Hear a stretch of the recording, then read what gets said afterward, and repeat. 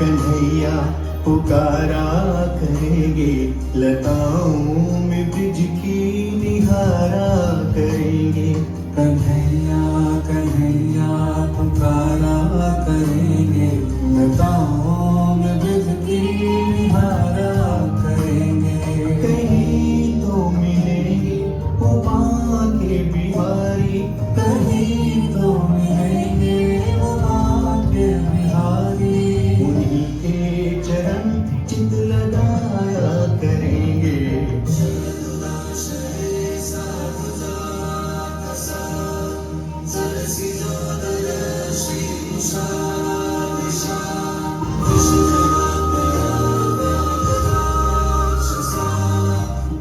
जरूर उठेंगे हमसे वो बांके बिहारी, चरण पर उन्हें हम मनाया करेंगे। उन्हें प्रेम डोरी से हम बांध लेंगे, तो फिर वो कहाँ भाग जाया करेंगे। कहीं तो मिलेंगे वो बांके बिहारी, कहीं तो मिलेंगे वो बांके बिहारी। उन्हीं के चरण चित लगाया करेंगे।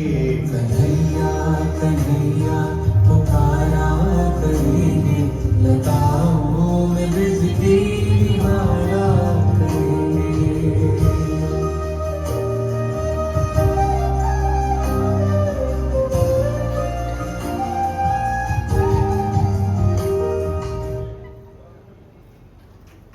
अरे देखो तो सखी, ये तो मथुरा से आया हुआ रथ लगता है। हाँ, लगता तो ऐसा ही है। क्या वह दुष्ट क्रूर फिर हमसे कुछ मांगने आया है? सखी, अब बचा ही क्या है इस ब्रज में जो वो लेने आए हैं। कृष्ण बलराम के जाते ही यहाँ की चेतन अचेतन वस्तु का सर्वस्व, उत्साह, सुख, शांति, समृद्धि तो चली ही गई है। अब तो ये ब्रज प्राणहीन देह के ही समान है।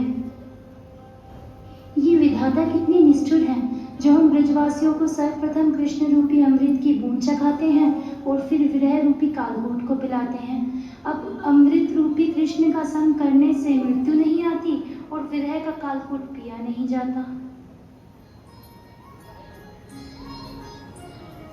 गोपियों, मैं हूँ उद्धव। मैं कुछ लेने नहीं, अभी तो तुम सबको कुछ देने आया हूँ।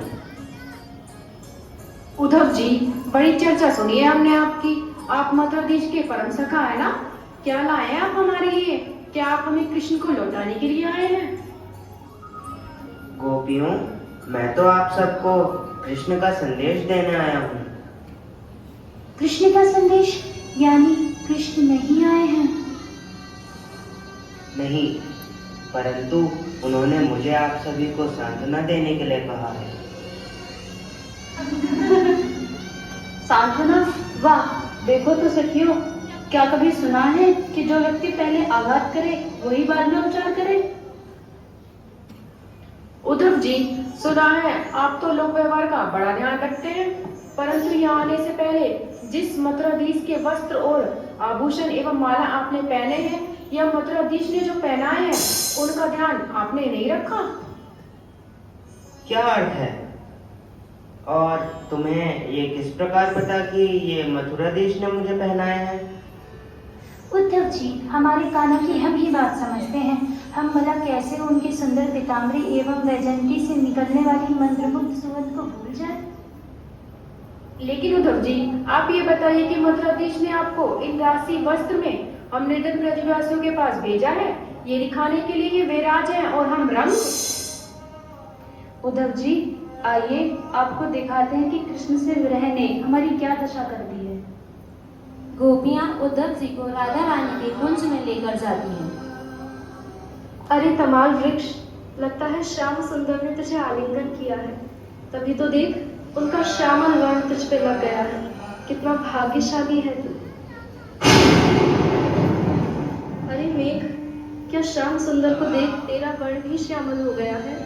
तू तो खुले गगन में सदा विचरण करता है। क्या तूने मेरे श्याम को देखा है? शायद मेरे मधुसूदन मेरे साथ आंख में चोली खेल रहे हैं। क्या वो मुझे छोड़कर चले गए हैं।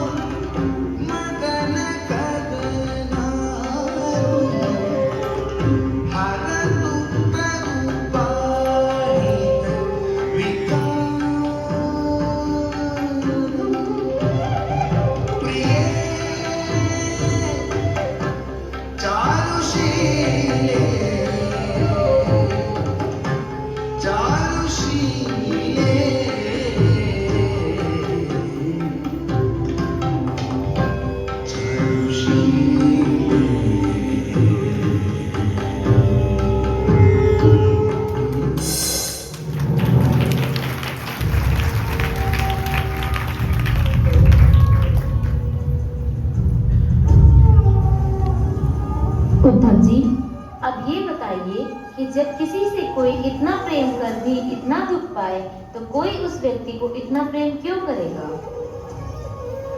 उद्धव जी, कृष्ण का हमारे प्रति प्रेम क्या केवल हेतु के लिए था? जैसे गोरा फूल के रस के बाद, शिष्य गुरु को शिक्षा के बाद, मंत्री अक्षम राजा को एवं पुजारी पूजक को।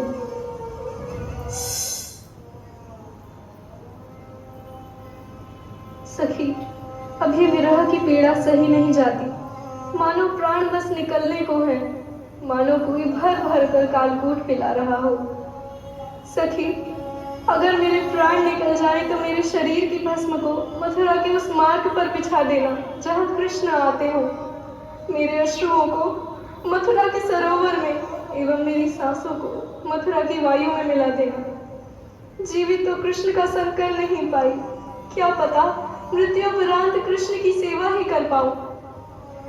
लेकिन सखी, मृत्यु ने भी तो हमें त्याग दिया है, क्योंकि इस शरीर के प्राण तो कृष्ण के वापस लौटकर आने के वचन की ताली में बंधे हैं। सखी, कृष्ण को कह दो कि वो अपने इस झूठे वचन का ताला खोल हमारे प्राणों को मुक्त कर। उद्धव जी राधा रानी के इस भाव को देखकर रोने लगते हैं एवं उनके पैर छूने के लिए आगे बढ़ते हैं। तभी एक घाघरा आकर कहीं से राधा रानी के पैर में बैठ जाता है।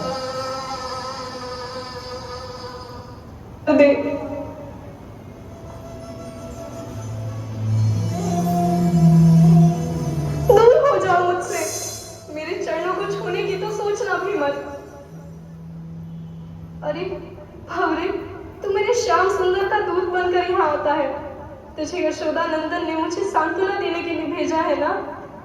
लेकिन क्या है भवरे, तुझे ये नहीं पता कि ऐसा कौन है इस पृथ्वी पर जो कि श्याम सुंदर का मुख देखने के बाद उनके पुनः दर्शन हेतु न तड़पे।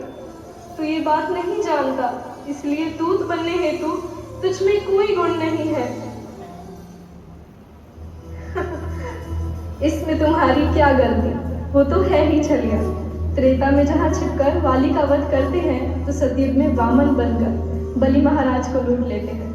देखो, उन्होंने हमारा हृदय भी चुरा लिया है।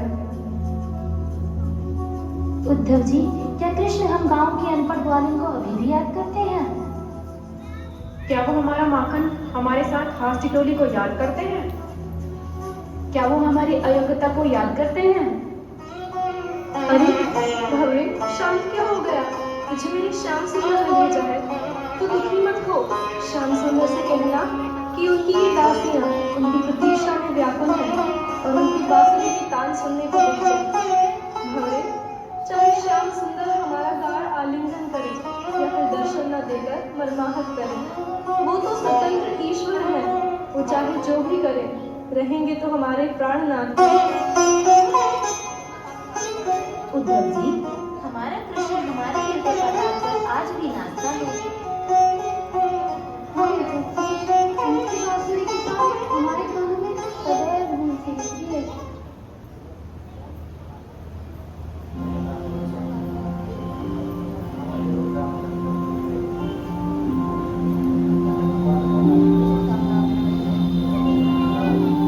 सुनो सुनो सावरे की बंसी है बाजी, सुनो सुनो सावरे की बंसी है बाजी, गलों से धार धार गजरा बहे जी, जियरा तरसे नैना तरसे, जियरा तरसे नैना तरसे, प्यासी प्यासी अखियाँ काहे से बरसे, सुनो सुनो सावरे की बंसी है बाजी, नैनों से धार धार गजरा बहे जी, जियरा तरसे नैना तरसे, जियरा तरसे नैना तरसे, प्यासी प्यासी अखियाँ काहे से बरसे, सुनो सुनो सावरे की बंसी है बाजी। हे नंदलाल, हे शिवदानंदन, हे गोविंद, हे राधा रमन, मैं समझ गया प्रभु, मैं समझ गया। हे ब्रजवासी और कोई नहीं, अभी तो आपके प्रेम के मूर्तिमान स्वरूप हैं। इनका प्रेम इतना गाढ़ है कि मेरी ज्ञान की तलवार इन्हें कभी नहीं काट सकती। हे विजेंद्र नंदन, हे गोपाल, आप मुझे एक ही आशीर्वाद देना कि आप मुझे बस इस कुंज की एक घास बना देना, जिसको रोंदते हुए सदैव गोपियां तुम्हारे प्रेम में उन्मत्त हो भागती हो।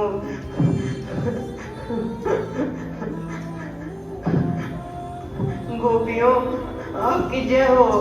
आप अपना सर्वस्व, आपका परिवार, भाई, बंधु, लोक, लज्जा आदि सब त्याग भगवान को पूर्ण समर्पित हो गई हो। आपका प्रेम अतुल्य है, आपका प्रेम बहुत अतुल्य है गोपियों।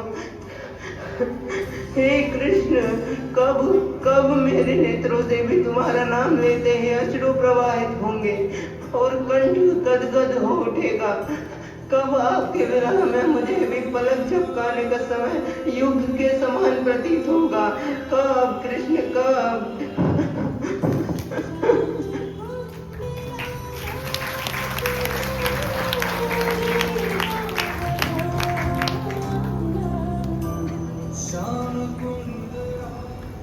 जय राधा माधव पुण्य बिहारी,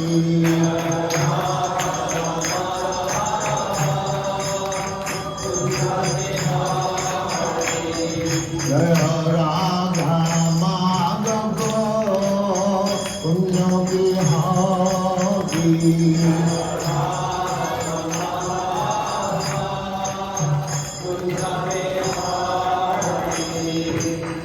यशोदानंदन ब्रजजन रंजन,